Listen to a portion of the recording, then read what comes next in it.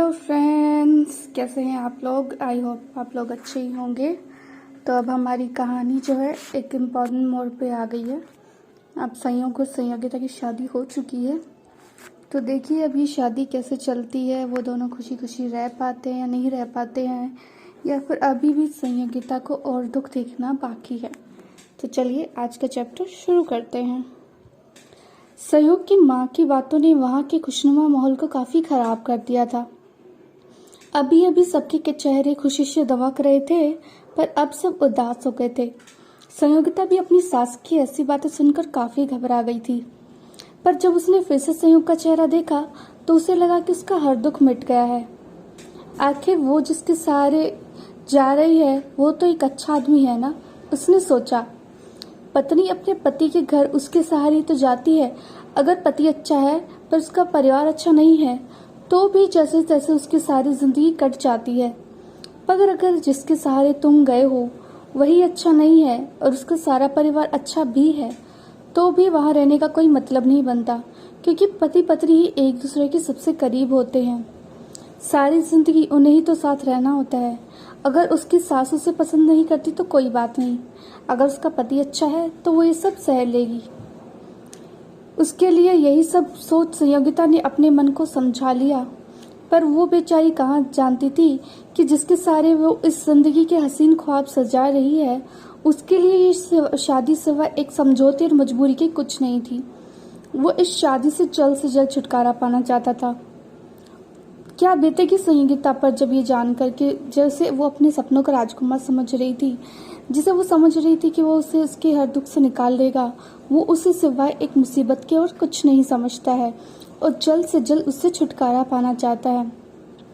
जिसे वो अपनी अच्छी किस्मत मान रही है, ये वही शख्सियत जो उसके साथ हुई हर जिल्लत का जिम्मेदार है।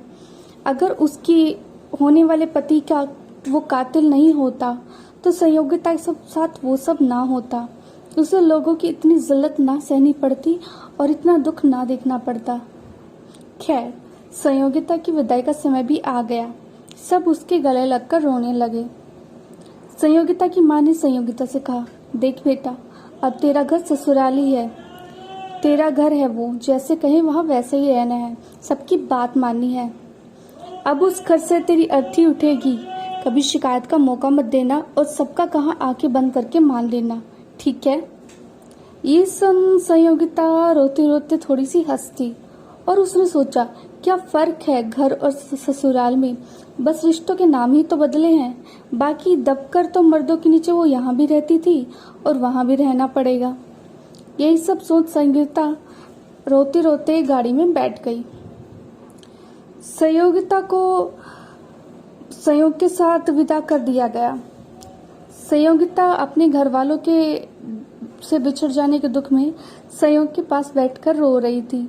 आखिर वो एक लड़की थी जिस माँ बाप के साथ, जिस परिवार के साथ उसने अपना पूरा जीवन बिताया था, एक झटके में उसकी पराई हो गई तो उसका रोना तो लाजमी था ही।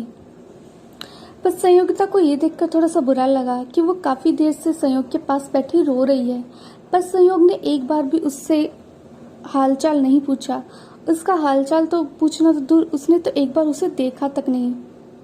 क्या ये एक पति की जिम्मेदारी नहीं होती कि अपनी पत्नी का ख्याल रखे? पर उसने तो उसकी तरफ देखा तक नहीं। संयोग इस अनचाही शादी से और फेरे पर लिए हुए वचनों से को सुनकर काफी कश्मकश में आ गया था। उसे लग रहा था कि क्या वो जो कर रहा है वो सही है, और वो भी बहुत ज्यादा ही परेशान था।